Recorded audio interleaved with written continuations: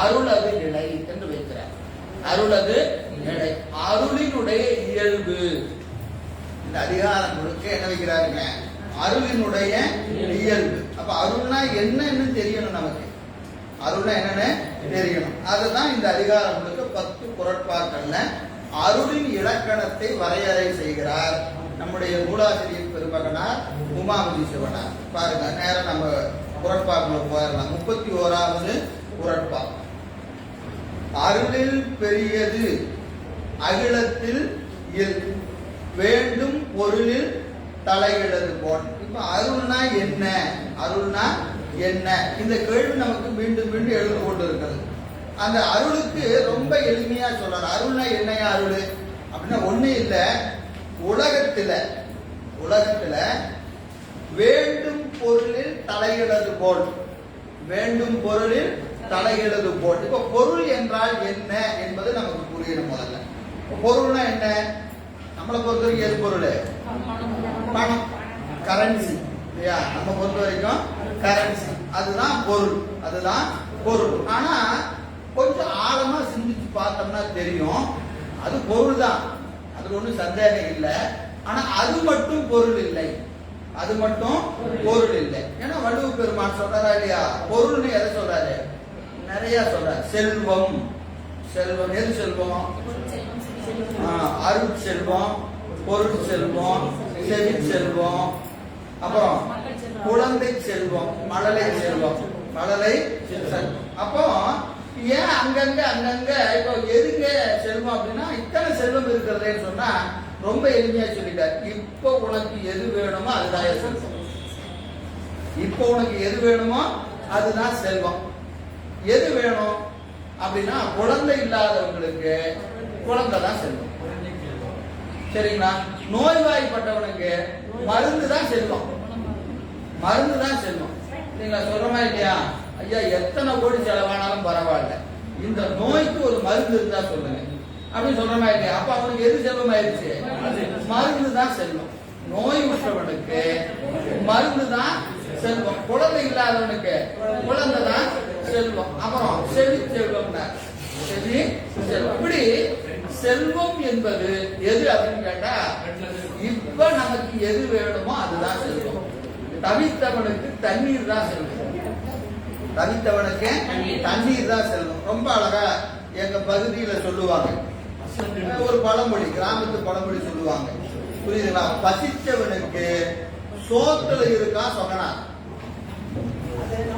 பசிச்சவனுக்கு சோத்துல இருக்கிறான் சொன்னா அப்படின்னு என்ன இருந்துங்க?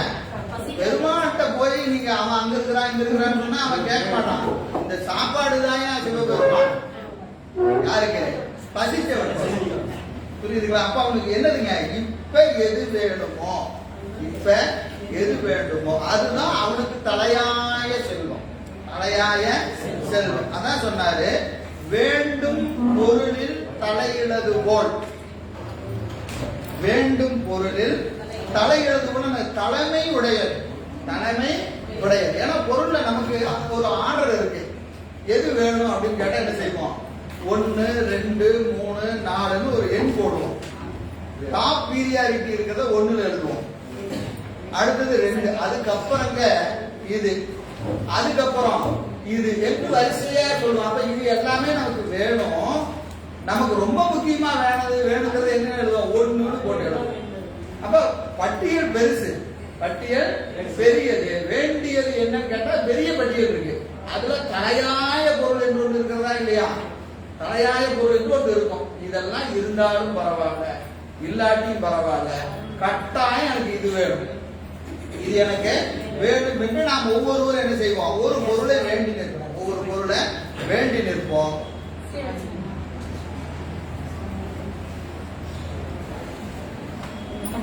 பொருளை வேண்டி நிற்போம்.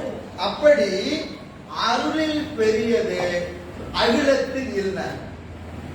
அருள் என்றால் என்ன அப்படின்னு கேட்டீங்கன்னா, உலகத்துல நீங்க எந்த பொருளை வேண்டி நிற்கிறீர்களோ அதை விட பெரியது, அதை விட பெரியது எது?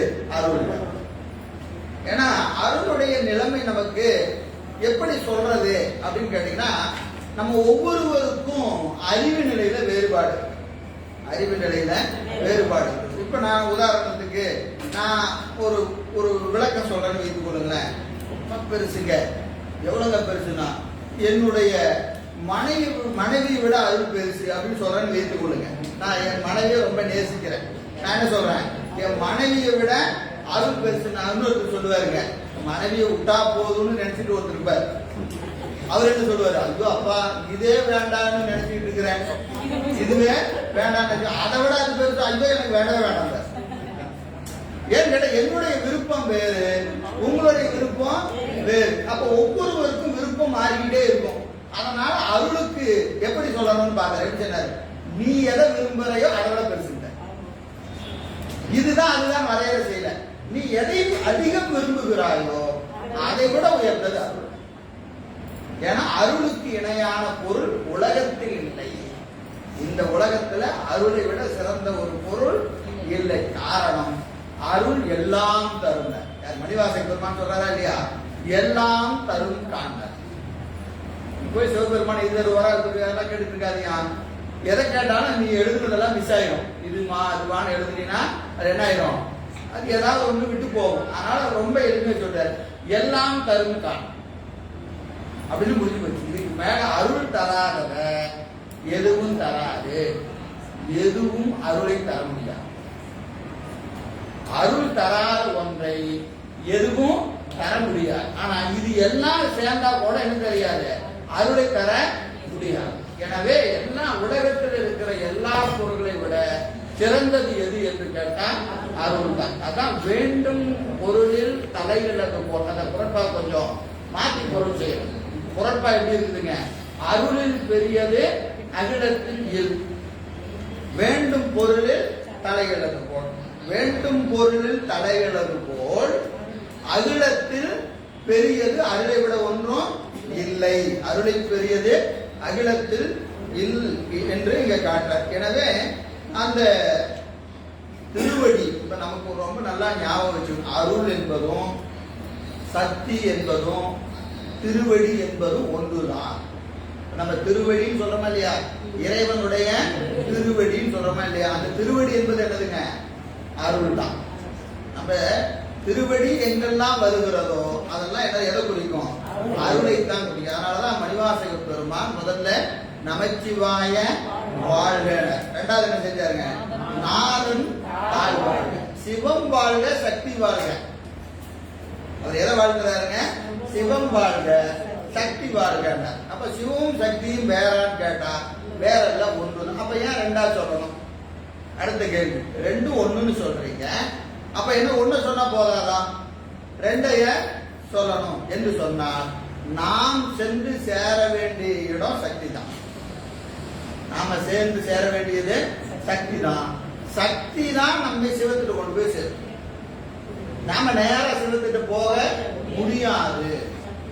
நாம எங்க போய் சேரலாம், சக்தியில போய் சேரலாம். சக்தியில போய் சேரலாம். அந்த சக்தி தான் நம்ம என்ன செய்யும், சிவத்துல கொண்டு போய் நம்ம செலுத்தும். சிவத்தை நேரடியாக பற்றுகிற அதிகாரம், பற்றுகிற தகுதி உயிருக்கு இல்லை, உயிருக்கு இல்லை. அப்ப சிவத்தை நீங்க பெறணும்னு சொன்னா சக்தியின் வழியாகத்தான் பெற முடியும்.